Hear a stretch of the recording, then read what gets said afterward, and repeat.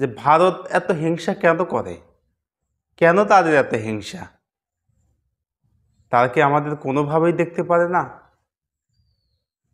তারা কি আসলেই আমাদের চিরদিনের শত্রু? আল্লামা সাঈদী তো বলে গেছে যে ভারত তোমাদের জন্য চিরদিনেরই শত্রু। আসলে সে কোনোদিনও আমাদের বন্ধু ছিল না। মাওলানা ভাসানী বলে গেছে যে এই যুগে যারা ভারত আমাদের শত্রু এইটা যারা বুঝতে পারবে তারাই একমাত্র জাতির শ্রেষ্ঠ সন্তান। আমরা কেন বুঝতে পারছি না যে ভারত আমাদের শত্রু না মিত্র? আসলে তারা আমাদের চিরদিনেরই শত্রু, তারা কখনোই আমাদের বন্ধু ছিল না। কোনো ইহুদি কোনো মুসলমানের বন্ধু হতে পারে না। আজকে তার জ্বলন্ত দৃষ্টান্ত, জ্বলন্ত প্রমাণ আমরা পেয়ে গেলাম। বাংলাদেশের মানুষ ঘুমান্ত অবস্থায় তারা পানির নিচে ডুবে মারা যাচ্ছে। মানুষজন এত কষ্টে জীবনযাপন করছে, অথচ তাদের বিন্দুমাত্র কোনো কষ্ট নাই। তারা বাত খুলে দিয়ে অবাধে নিরাধে ঘুমাচ্ছে, অথচ বাংলাদেশের মানুষের ঘুম নাই। বাংলাদেশের মানুষের কোটি কোটি টাকার সম্পদ নষ্ট হয়ে যাচ্ছে। মানুষের আর্তনাদ শুনলে বুকের মধ্যে মনে হয় কেঁপে ওঠে। আহারে, এত আর্তনাদ!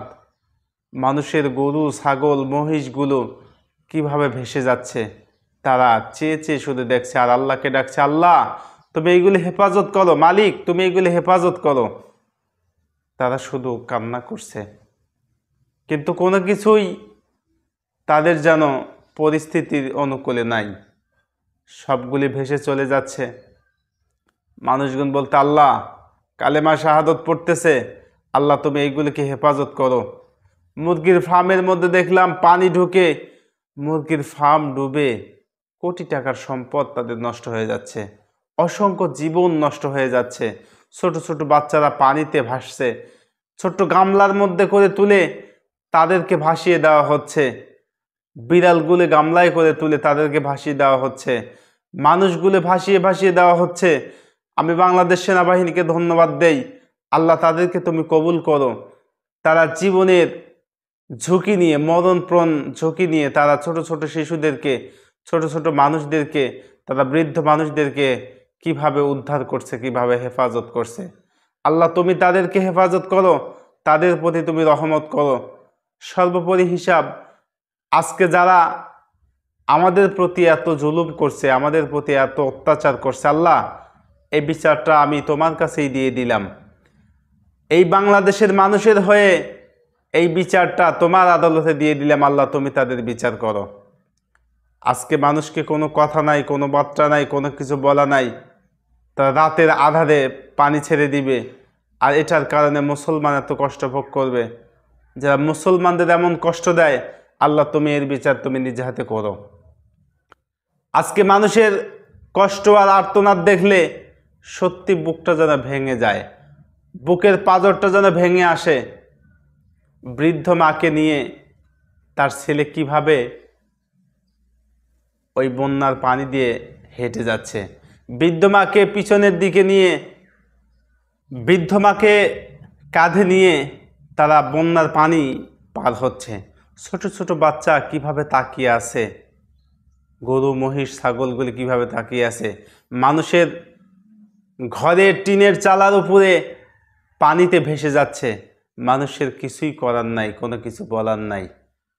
আজকে মানুষ ছোট ছোট বাচ্চাকে নিয়ে কিভাবে পারি হচ্ছে, নিরাপদ আশ্রয়ে স্থান নিচ্ছে। বাংলাদেশ সেনাবাহিনীগুলি তাদের হয়ে কাজ করছে। আজকে যারা এরকম কষ্টে মুসলমানদেরকে রাখছে, আল্লাহ এর বিচার তুমি নিজে করো। আসলে ভারত আমাদের কোনো সময় বন্ধু ছিল না। তারা কোনো সময় আমাদেরকে ভালো চোখে দেখতো না। তারা আমাদের কাছ থেকে ফায়দা লোটার জন্য তারা এতদিন আমাদের বন্ধু সেজেছিল। আজকে আমাদের কাছ থেকে ফায়দা শেষ, আর আমাদের তিনি বন্ধু হিসাবে আর মানেন না, কারণ আমাদের কাছে আর ফায়দা নাই।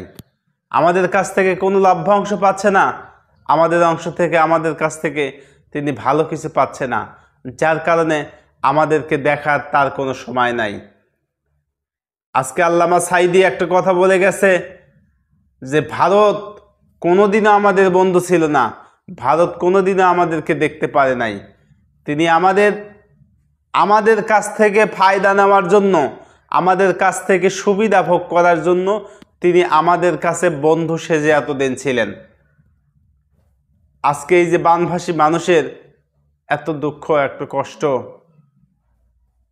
তবে আলহামদুলিল্লাহ একটা বিষয়ে ভালো লেগেছে, জামাতে আমির তিনি কিন্তু এই যে বানভাসী মানুষের সামনে এই অবস্থা দেখার সঙ্গে সঙ্গে তিনি কিন্তু চলে গেছে, মানুষের দুঃখ দুর্দশা তাদের কাছে গিয়ে তাদের একদম পাশে বসে তাদের কথাগুলি তিনি শুনছেন এবং তাদেরকে সাধ্যমতো তাদেরকে চেষ্টা করছে তাদেরকে কোনো কিছু দেওয়ার, তাদেরকে ত্রাণ বিতরণ করার। এবং শায়েখ আহমদুল্লাহ তার ফাউন্ডেশন থেকেও মানুষদেরকে ত্রাণ বিতরণ করার ঘোষণা তিনি দিয়ে দিয়েছেন। আলহামদুলিল্লাহ, আশা করি এরকমভাবে যদি আমরা সকলেই যদি এই বানভাসী মানুষের সামনে যদি আমরা এগিয়ে আসি, তাদের কাছে যদি আমরা এগিয়ে যাই, যদি সহায়তা করি, সাহায্যের হাত বাড়িয়ে দেই, আমার বিশ্বাস তারা এই দুঃখ কষ্টে আর থাকবে না। তারা এই দুঃখ কষ্ট আল্লাহ পাক ঘুচিয়ে দেবে। কারণ বাংলাদেশ ছোট্ট ভূখণ্ড, এই ভূখণ্ডে আল্লাহ পাক বিপদ দিবেন, কিন্তু বিপদ কিন্তু চিরদিনের জন্য দিবেন না। চিরদিন এই বিপদ থাকবে না। আলোর পরে, অন্ধকারের পরে যেমন আলো হয়, রাতের পরে যেমন দিন আসে, এমনিভাবে কিন্তু এই বিপদটাও আমাদের কেটে যাবে। সুতরাং এই বিপদ আমাদের বেশি দিনের নয়। এই বিপদ থেকে আমাদের বাঁচতে হলে আমাদের এই বিপদের জন্য নিজেই চেষ্টা করতে হবে। আল্লাহ পাক কিন্তু একটা কথা বলেছেন যে জলে এবং স্থলে যত বিপর্যয় ঘটে, এই ঘটার কারণ একমাত্র মানুষের নিজের কৃতকর্মের জন্য জলে এবং স্থলে বিপর্যয় ঘটে। কিন্তু আল্লাহ পাক বলেছেন যে ফাবিমা কাসাবাত আইদিন নাস, অর্থাৎ জলে এবং স্থলে সমস্ত বিপর্যয় ঘটার কারণ একমাত্র মানুষ। জহারাল ফাসাদু ফিল বাররি ওয়াল বাহরি বিমা কাসাবাত আইদিন নাস, জলে এবং স্থলে যত বিপর্যয় ঘটে একমাত্র মানুষের কৃতকর্মের ফলের কারণেই ঘটে।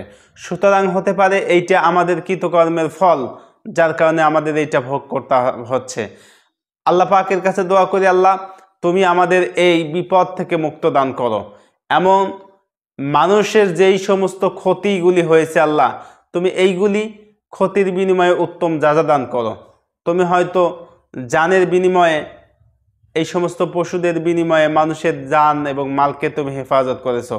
আল্লাহ তোমার কাছে দোয়া করি, তুমি এই মুসলমানদেরকে হেফাজত করো, তুমি এই বাংলার ভূখণ্ডকে হেফাজত করো, বাংলার মানুষদেরকে হেফাজত করো। সর্বোপরি এই আশা, এই প্রত্যাশা বাংলার মানুষের কাছে রেখে এই ভিডিও থেকে আজকের মতো বিদায় নিচ্ছি। আল্লাহ পাক আমাদেরকে যদি তৌফিক দান করে, সকলকেই যেন আমরা সাহায্য এবং সহযোগিতার হাত বাড়িয়ে দেই, এমন আশা, এমন প্রত্যাশা ব্যক্ত রেখে এই ভিডিও এখানেই শেষ করছি।